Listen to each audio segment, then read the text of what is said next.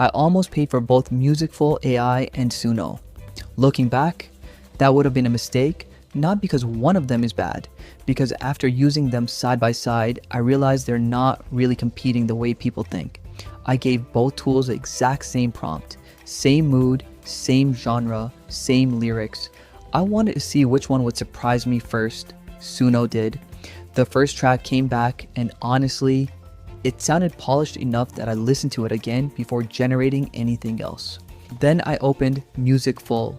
Different vibe. The interface felt simpler and getting a song was easy, but my first reaction wasn't, wow. It was more like, okay, let's try another one. The second attempt was much better. That's when I realized one generation isn't enough to judge either tool. Then something weird happened. I stopped comparing which song sounded better. I started asking which one I'd actually publish. That changed everything. With Suno, I was getting strong results faster.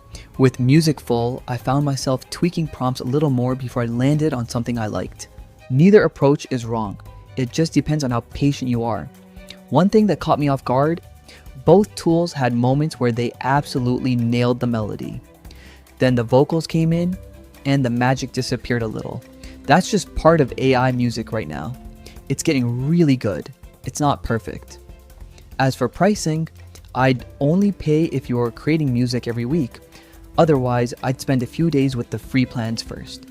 You'll know pretty quickly which workflow feels more natural. So, which one would I actually subscribe to? If I wanted fast songs for YouTube, social media, or brainstorming ideas, I'd probably lean towards Suno. If I wanted another option to experiment with and didn't mind spending more time refining prompts, Musicful is worth a look.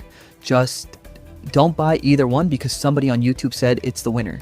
Use the same prompt in both. Listen with headphones. Then decide which one makes you want to hit play one more time. That's the comparison that actually matters. Thanks for watching. Catch you in the next one.